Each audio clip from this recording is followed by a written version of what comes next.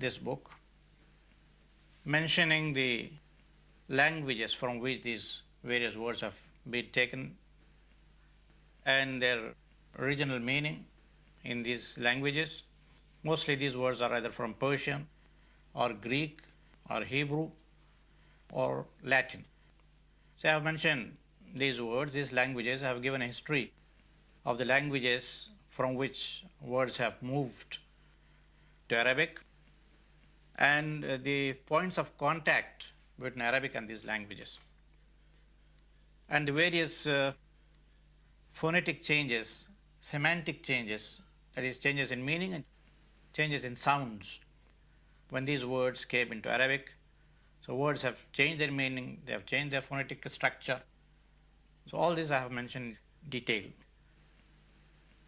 Later on, when I finished editing this book, I found there are some other words of foreign origin in Arabic which have not been included in Al-Jawaliqi's book, either because he did not know them or he did not think them important to be included in his book. And there are also other words which came into Arabic after his age. So I wanted to complete this process. And my second book was Al-Qawl Al-Asil Fima Fil Arabiyyati Min Al-Dakhil. I made a study of about 500 words which have not been included in Al-Jawaliqi's book. That has been published. And later on, collected another 500 words in a book called Sawa'u Sabil Fima Fil Arabiyyati Min Al-Dakhil. It is about to be published. Then I found that in the history books and tafsir books, there are a lot of words, names of the prophets that have been mentioned in the Holy Quran. Of course, there are names of their wives and children that have been mentioned in the tafsir books, in seerah books, names of kings who were contemporaries of these prophets. And these names, mostly they are Hebrew, and they have been completely, in most cases, they have been changed in Arabic, because these are foreign words and they did not know the real meaning of these words. So they have undergone a lot of changes. So I have collected all these names of the prophets that have been mentioned in the Holy Quran, names of their wives and children, and the names of the kings and places connected with the lives of these prophets. All that I have mentioned in a book called Al-I'lam bi Usul Al-A'lam. There I have mentioned the words in the original languages, Hebrew or Greek, mostly Hebrew, some of them in Greek. There is a book, which was probably the first book, that is Ad-Dakhil fi al-Lughat al-Arabiyyati al-Hadithati wal-Lahajatiha. That is foreign words in modern Arabic and Arabic dialects. There I have mentioned about 1,000 words that are currently used in Arabic language in various parts of the world, Arab world. Also in not classical, but in modern Arabic, written Arabic. These are the books that I have written in the field of Arabic philology, especially the field of foreign words. The second field in which I have worked is teaching Arabic as a foreign language, where I have written one of the most important books is Durus al-Lughat al-Arabiyya لغير الناطقين بها, in 3 parts. And this book was written as there was a need for such a book. When I was teaching Arabic in the Islamic University of Medina, there was no book that can cater to the needs of the students who came from different parts of the world, spoke different languages. So I began preparing the lessons, and later on the Islamic University of Medina published this book. Later on, I wrote a teacher's guide for each of these 3 parts for the guidance of the teachers who want to teach this book. And of late, I have prepared key in English for the first and second parts. Third part is under preparation. Inshallah, shortly it will be out.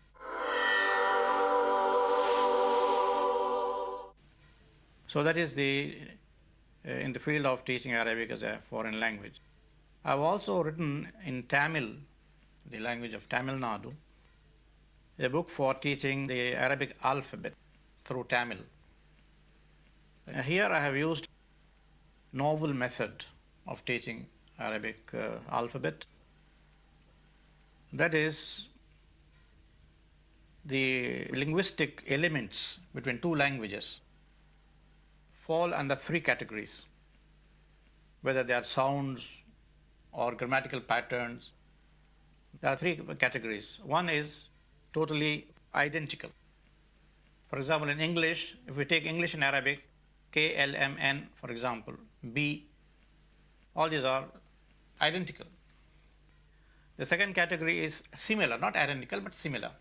Like P, P is similar to B, but not totally identical. The third category is totally different. Like Qaf in Arabic, Ghain in Arabic, they are totally different, they are not found in other languages. So I have arranged the letters in this sequence. First, I give the identical sounds, then similar sounds, then finally the totally different sounds. That makes the student learning of the sounds, Arabic sounds, very easy. He starts with things already known to him, and then he goes to the things which are similar, and then finally very few sounds which are different, completely, totally different.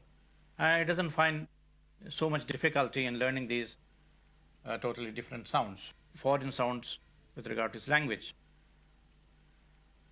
Another very important thing is, usually when we teach Arabic letters, the letters are taught by their names, alif, ba, ta, tha, jim, ha, kha, and all that. I have followed a different pattern. Sounds, these letters without their vowel value are dead letters. I started with ma, mi, mu, always with a vowel, short vowel, and then I teach the long vowels. And each lesson has got only one new element, so that the student is able to, if he learns this new element, he is able to read all the words that are given in the exercises by himself without the help of the teacher. So the learning time has been cut by about 2/3. It's only in 1/3 of the time he was learning before. Now he's able to learn. This book is widely used in Tamil Nadu in Arabic schools. And an English version of the same book is under preparation. It may very soon be published, inshallah. These are the books that I have written in these two fields. There's one book in English which is Hajj, Umrah and Ziyarah. That is in the Islamic field. But all other books are in these two fields of Arabic philology and Arabic teaching. What are your plans for writing other books in the future? I have already mentioned a few books in reply to the previous question. But there are other books also which I'm planning to write. One of these books, inshallah, will be updating my first book, Foreign Words in Modern Arabic. That book has become outdated because it was written about 20 years ago. So I'm actually written part of it, updating this book and mentioning the words which have come into Arabic use after that time.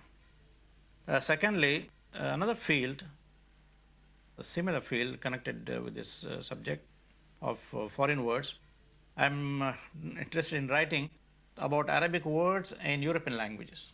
There are a lot of Arabic words that are being used. That should be very interesting. Yes. There are certain books on this subject. There is a book in German, Low Coach. He has written about Arabic words. He doesn't say specifically Arabic words, but he says Islamic words of Islamic languages, words from Islamic languages in European languages. He includes Turkish and Malay and all that. But I want to write about Arabic words that have been passed into many of the European languages like English, French, German. Spanish has got a very large amount of Arabic words, in the same way Portuguese. So that will be an interesting book, inshallah. I have collected the materials and it has to be edited, inshallah. Inshallah. Another book in the field of